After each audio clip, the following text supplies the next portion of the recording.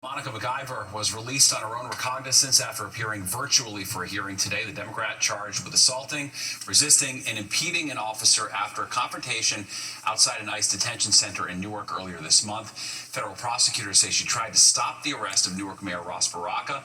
MacIver denied the charges and said she was carrying out her duty as a member of Congress to oversee a federal facility. Students, parents, and staff at a Long Island high school on edge tonight as they await test results. It all comes after a confirmed case of tuberculosis was discovered. Fox 5's Jody Goldberg has the very latest.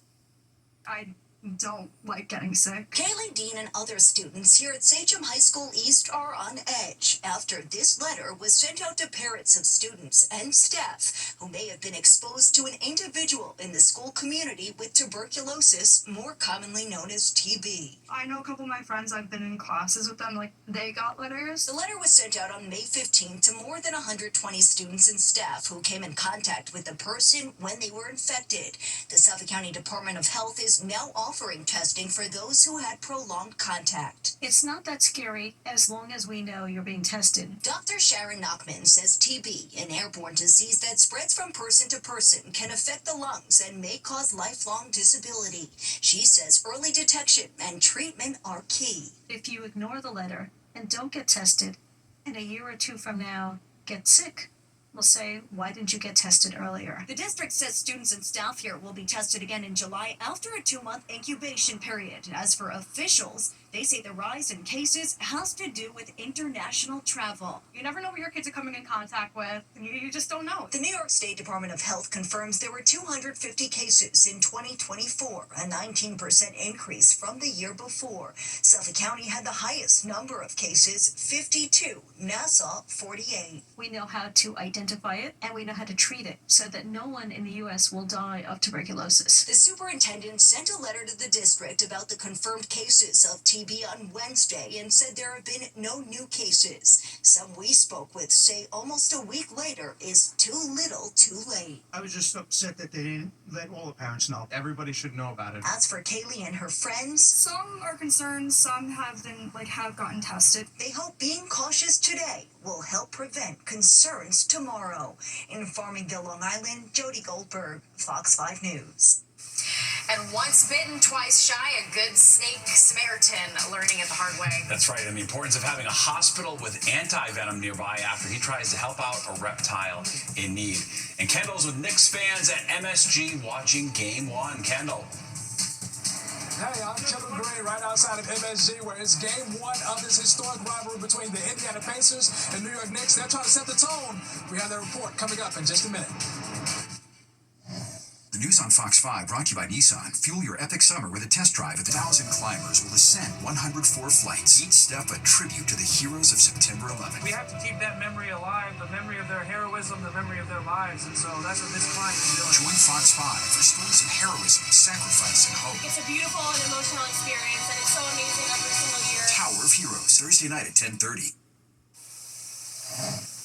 Well, you've heard the phrase, once bitten, twice shy. Well, one man learning it the hard way. That's right, but lucky for the good snake Samaritan, there was a hospital with anti-venom nearby. Fox 5's Meredith Gorman live in the newsroom with the details. Wow, Meredith.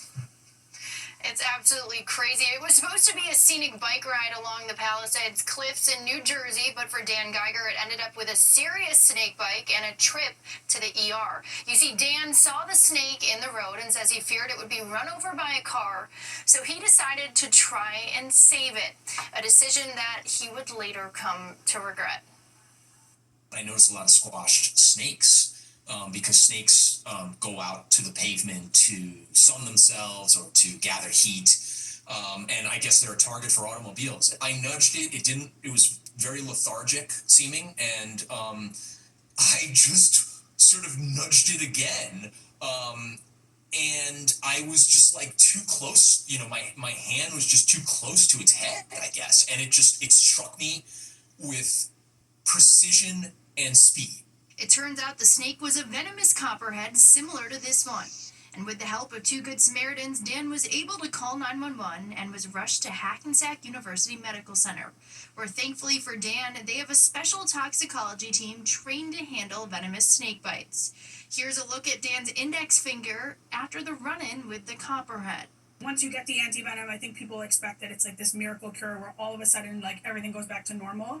It just stops things from getting worse.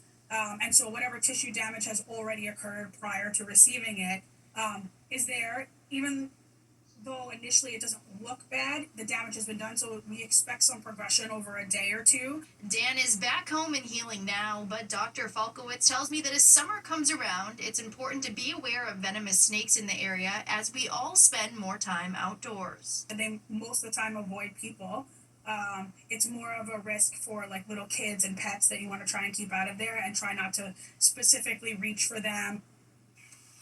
Now, Dan ended up spending 2 nights in the hospital before he was released, and it could be another week or so for all the swelling and bruising to subside.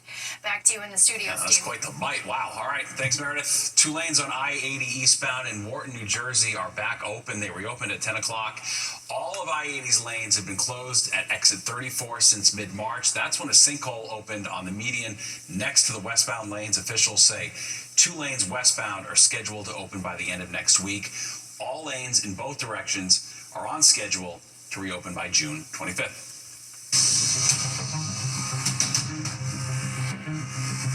Despite another congestion pricing deadline from the Trump administration, the program remains in effect tonight. There's no official word from the feds tonight about dropping the toll on most drivers entering Manhattan. The transportation secretary has threatened to withhold federal funding for the city's projects if the program continues. Governor Hochul has remained defiant despite the threat, saying last month, traffic is down, business is up, and the cameras are staying on. At least one person was detained as dozens of pro-Palestinian protesters gathered outside Columbia University's graduation ceremony today. Now, during the commencement speech, the head of the university acknowledged the absence of student activist Mahmoud Khalil, who is facing deportation for his role in pro-Palestinian protests at the campus. There were boos from the audience as she spoke. Some have accused Columbia's leadership of giving into demands from the Trump administration at the expense of protecting foreign students.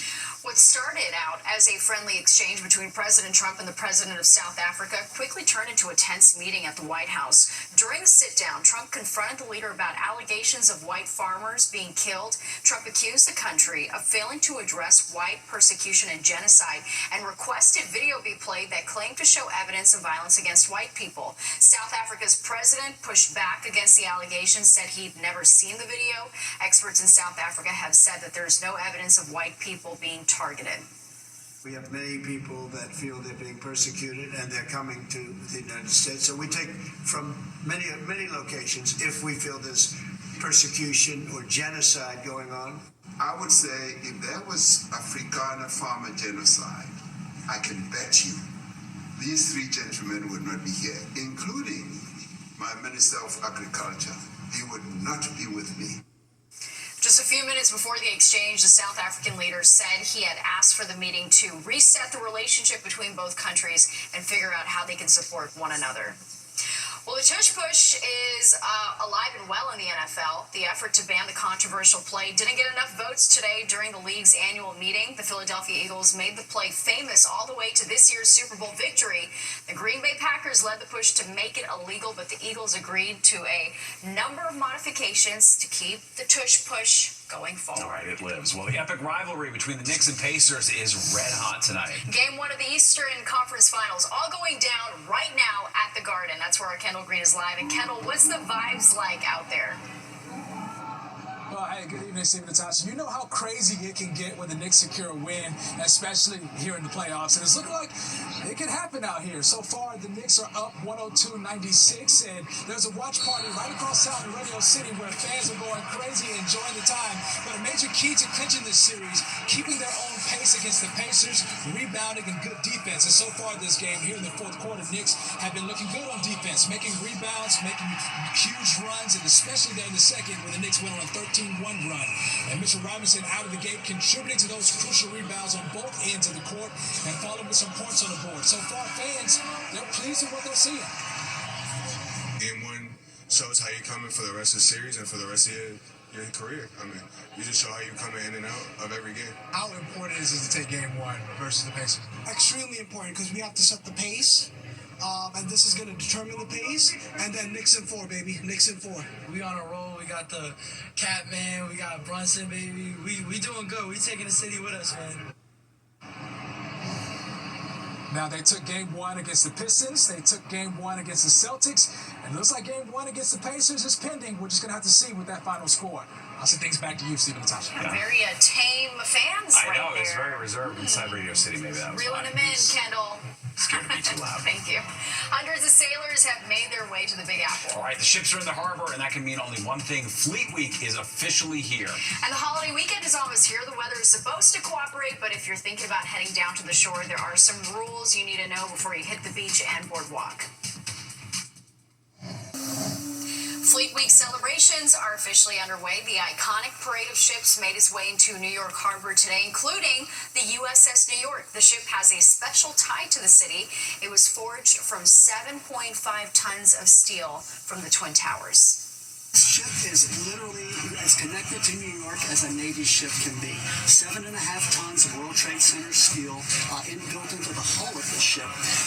She was commissioned here in November of 2009. She was commissioned on this pier at this very location. USS New York is docked in Manhattan at Pier 88. Public tours are available Friday and Saturday.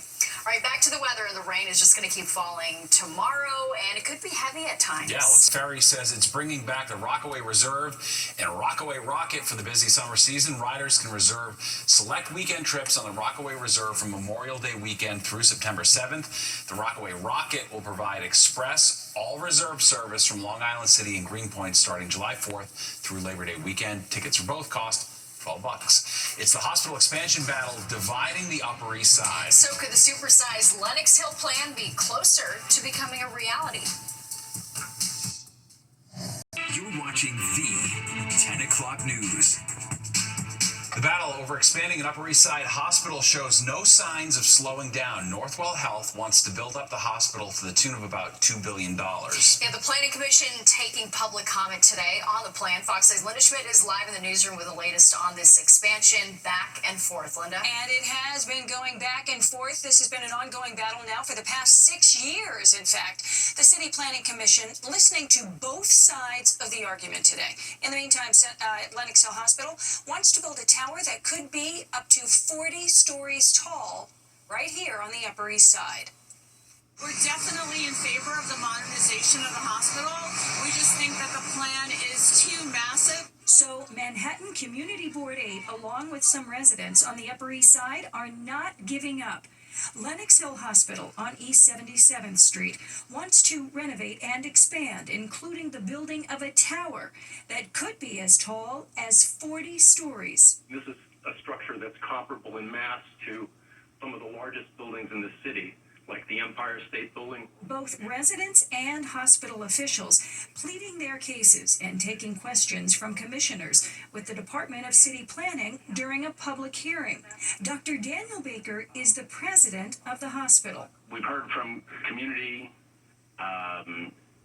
suggesting that the 436 or 395 is too much and that there should be a limit of 215 across the entire site. What do we take out? Is it patient rooms, which then takes out clinical services? Do we eliminate inpatient psychiatry? Do we eliminate maternal child beds?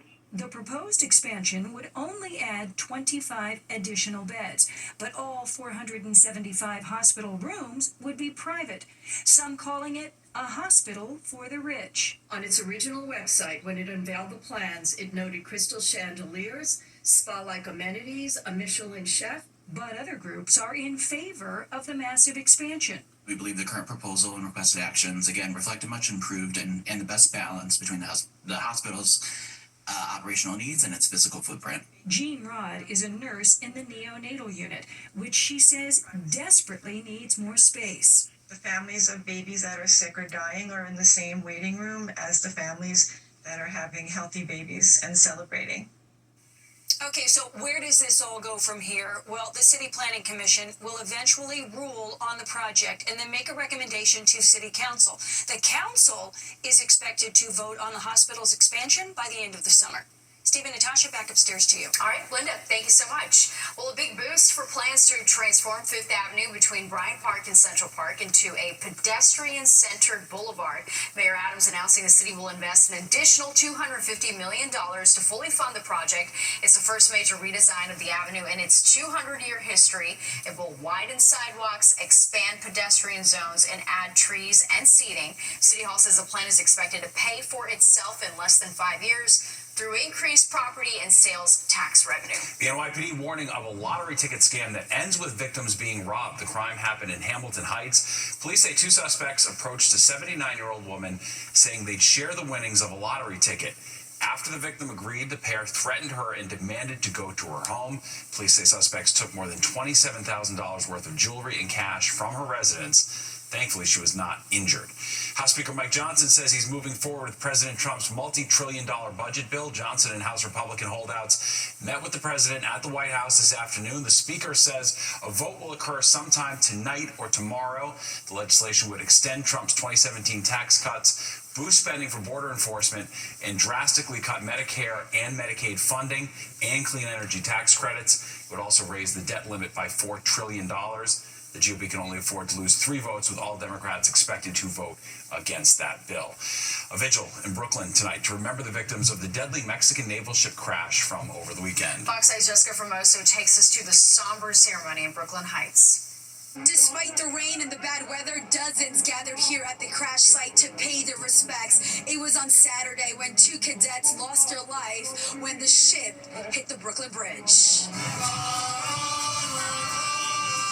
The Mexican community here in New York City is mourning the 2 young naval cadets killed when the Mexican Navy vessel crashed into the Brooklyn Bridge. It's really heartbreaking, and you know, it's undescribable. You know, the feeling.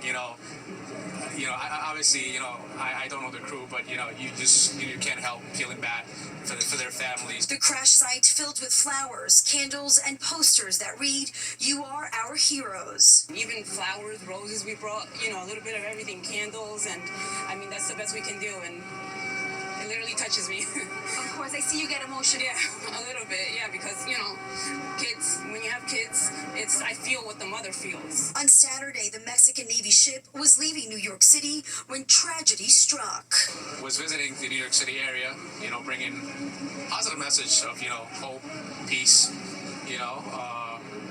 for the world, and it's really tragic, really sad. More than 270 people were on board. The ship was supposed to head south in the East River, but instead it reversed towards the Brooklyn Bridge, picking up speed, colliding with the bridge. The NTSB is leading the investigation, the agency not speculating as to what could have went wrong. There was a local harbor pilot on board helping guide the ship through the open waters of New York Harbor. As the investigation continues, New York standing in solidarity with Mexico during this difficult time. People of Mexico that live in this city, porque la gente de México que vive en esta ciudad, has shown us how much you love your home country and you love your adopted country, America. As we feel the pain, I know that boat and those sailors with the pride and joy of their hometown in Mexico. Also at the vigil, the iconic Mexican band Los Tigres del Norte, who came to pay their respects. In Brooklyn, I'm Jessica Formoso, Fox 5 News. Well, Home Sweet Home taking on a new and special meaning tonight. All right, get ready to meet Army vet Michael Gaynor as the Tunnel to Towers Foundation welcomes him into a brand new smart house. And let's take a live look at the radar. We are tracking heavy downpours overnight. Nick is standing by to time it all out. It's move-in day for U.S. Army Specialist Michael Gaynor. The Tunnel to Towers Foundation proudly welcomed the veteran into his new mortgage-free, fully accessible smart home. All right, this house marking a key moment in his road to recovery after being injured in Iraq. Fox 5's Antoine Lewis takes us inside this home for a hero. For Michael Gaynor, Home Sweet Home now means so much more. It takes me hours just to get ready in the morning, and to have something where I can easily maneuver and not have to worry about falling on my legs and breaking them again, and dealing with all that hospital stuff. 3, 2, 1. The Army veteran and his wife Cindy moved into their new smart home in upstate New York on Wednesday, made possible by the Tunnel to Towers Foundation, which has been building homes for severely injured veterans and first responders, homes that are mortgage-free. This is not a gift. You earned this. You've given your body for this. We owe this to you as a country. U.S. Army Specialist Michael Gaynor was critically injured while deployed in Iraq in 2010. The Humvee he was riding in overturned, and his spine was severed, leaving him paralyzed from the waist down. The home is adapted to meet specific needs, which include zero thresholds, motorized doors, and appliances and cabinetry that's fully accessible. The lights, security, and temperature settings are all controlled by either touchscreens or through a smartphone app.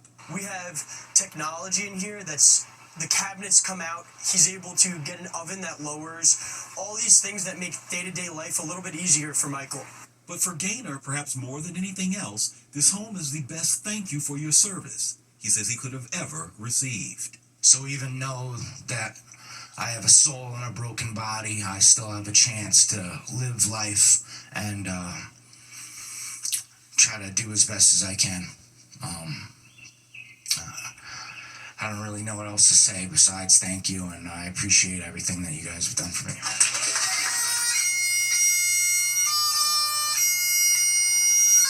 Antoine Lewis, Fox 5 News. You know, truly life-changing work they do, and the annual Tower Climb event draws over 1,000 participants to honor America's heroes. For more inspirational stories behind this iconic event, you can tune into our half-hour special, Tower of Heroes, airing tomorrow at 10:30 p.m. and on Monday, May 26th, Memorial Day, at 12:30 and 5:30 p.m. All right, and caught on camera, this is not your average college graduation ceremony. Yeah, what had a dad running across the stage in upstate New York with a baby in his arms, all to get his diploma. All right, let's take a live look outside MSG. Knicks fans watching the Eastern Conference Finals match that's been decades in the making. We are going to check back in with Kendall Green next. Great. People are just going to stay wherever they went for the weekend. All right, Nick, thank you. We want to say congratulations on the newest addition to the ever-growing Fox 5 family. Our very own Teresa Priello just gave birth to a beautiful baby girl. Look at her. Meet Serena Louise. Serena was born Sunday night, weighing in at 7 pounds, 15 ounces. Mom and baby are both doing well as Dad, Dan. Mom and Dad tell us that her name means tranquil or serene, which they're hoping they're going to be able to manifest. And now, look at that. It's a true party of 5. Serena joins big brothers Matthew and Julian. Congratulations, and we are wishing you and the entire family the very best. Beautiful, photogenic baby. Right? Amazing. So beautiful. Serenity might be a little way off, though, for them. 3 kids. All right, well, leaders and newsmakers of the sports industry all in one place tonight. The 18th Annual Sports Business Awards took place in Times Square. Our very own Good Day New York anchor, Kurt Menefee, was on the mic to MC the event. Also there, founding president of Fox Sports, David Hill, who received the Lifetime Achievement Award.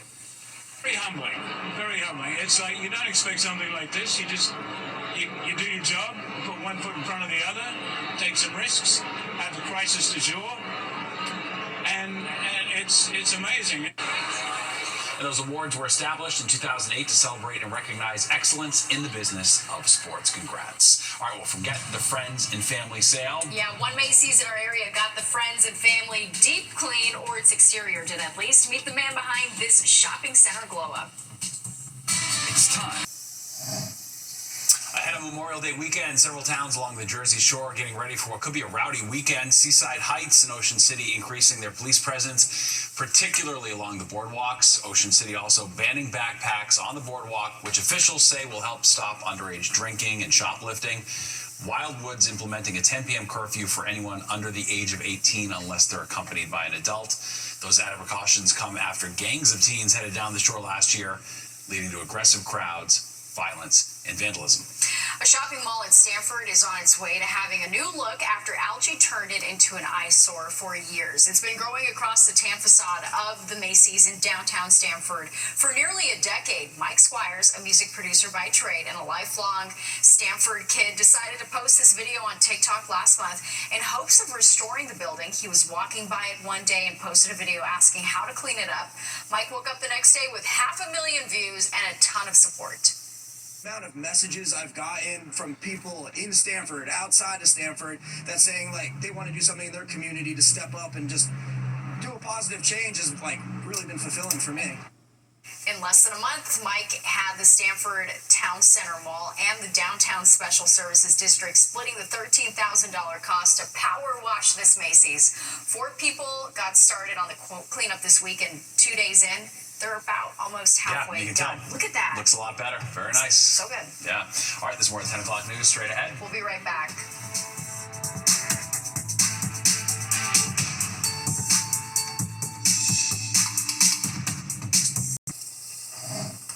A University of Buffalo graduate rushes past security during the commencement ceremony in order to bring his son on stage. Jean-Paul Alarab said he promised his son they would accept the diploma together. He says the university originally agreed, but then reversed course on graduation day. That's when he made the decision to run past security. The University of Buffalo said in a statement that rules are in place in the interest of safety. Alarab was not penalized, though, for his actions. Okay. So there you go. Excitement. All right, let's get one last check of the weather. It's not pretty, though. We must warn you. It is not. We'll have periods of rain tonight in the upper 40s, periods of rain tomorrow, only in the low 50s. Still a couple of showers on Friday, but not a washout, 61. How about the holiday weekend? Well, it's better. A little on the cool side for this time of the year. We should be in the low 70s, but mid-upper 60s Saturday and Sunday. We do get to 73 on Memorial Day, and then the showers are back for Tuesday and Wednesday. There you go. All right. Thanks, Nick. And before we go, the Pacers hit a shot at the very end of the fourth quarter, forcing the game tonight into OT. The Garden silenced for now. We'll have more on Good Day. That does it for us tonight. It was a close a one. tough shot, too. Unbelievable. All right. You missed any part of 10 o'clock news, you can always catch an encore on our free streaming app, Fox Local. Where you can stream our newscasts anytime. Have a great night. Go Knicks. We'll see you tomorrow.